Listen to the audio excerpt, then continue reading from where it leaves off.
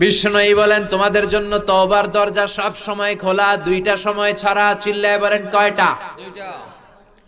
এক হচ্ছে ক্বাবলা তুলুইশ শামসি মিন মাগরিবিহা, কিয়ামতের 3 দিন আগে পশ্চিম দিক থেকে সূর্য ওঠা শুরু করবে। এখন প্রতিদিন পূর্ব দিক থেকে, পূর্ব দিগন্ত থেকে সূর্য ওঠে, ঠিক কিনা? ঠিক।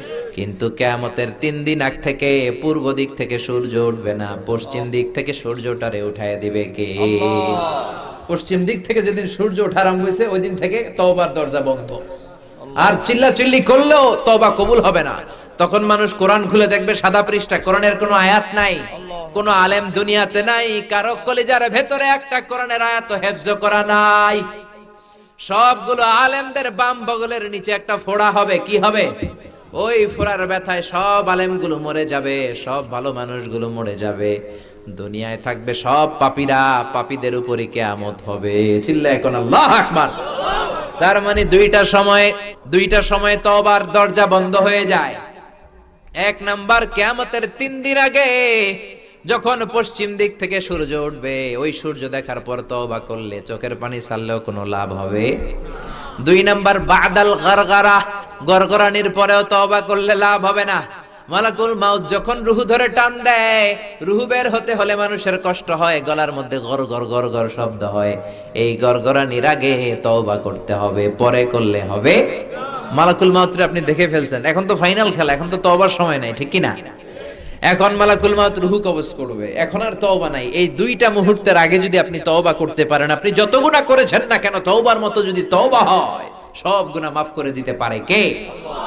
শয়তান আল্লাহরে চ্যালেঞ্জ দিয়ে বলল, আল্লাহ এত সোজা না, একটা বান্দারও আপনি জান্নাতে নিতে পারবেন না, পারলে জাহান্নাম কিছু বাড়িয়ে বাড়িয়ে বানান। আল্লাহ বলবে, ও শয়তান, তোর কাজ হলো ওয়াসওয়াসা দেয়া, আমার বান্দার কাজ হলো গুনাহ করা, আমি আল্লাহর কাজ হলো খালি ক্ষমা করা। আল্লাহু আকবার। বান্দা গুনাহ করবে আর আমি ক্ষমা করে দেব। শয়তান বলে এত সোজা না। লা আকউদান্না লাহুম সিরাতাকাল মুস্তাকিম, বান্দা যখন মসজিদে যেতে চাইবে, আমি মাঝ রাস্তায় ধোঁকা দিয়ে মদের আড্ডাখানায় নিয়ে যাব। তাফসীর মাহফিলে যাওয়ার জন্য নিয়ত করে ঘর থেকে বের হবে, আমি ধোঁকা দিয়ে গানের কনসার্টে নিয়ে যাব। আপনার একটা বান্দারেও আপনি জান্নাতে ঢুকাতে পারবেন না। আমি তার ডান দিক থেকে ধোঁকা দেব, বাম দিক থেকে দেব, আমি সামনে থেকে ওয়াসওয়াসা দেব, পেছন থেকে দেব, রগের শিরায় শিরায় রক্তের ভেতরে ঢুকে ঢুকে দেব। কেমন করে আপনি আপনার বান্দারে জান্নাতে ঢুকান আমি দেখে নেব। আল্লাহ বললেন, শয়তান তুই চ্যালেঞ্জ দিলি, আমিও তোর চ্যালেঞ্জ নিলাম। ওয়া ইজ্জাতি ওয়া জালালি ওয়া ইরতিফাই মাকানি, আমার ইজ্জতের কসম, আমার জালালিয়াতের কসম, আমার মহানত্বের কসম, বান্দা আজীবন গুনাহ করবে, পাপ করবে, অন্যায় করবে। মালাকুল মাউত যখন বান্দার রূহ ধরে টান দিবে, ওই টান দিলে গরগরানি শব্দ হয়। ওই গরগরানি শব্দের আগ পর্যন্ত যদি বান্দা চোখের পানি ছেড়ে আমি আল্লাহর কাছে ক্ষমা চাই, আমি আমার বান্দার জীবনের সব গুনাহ মাফ করে দেব। সব গুনাহ মাফ করে দিয়ে আমি আমার বান্দাকে জান্নাতি বানিয়ে দেব। চিল্লায় পড়েন আল্লাহু আকবার।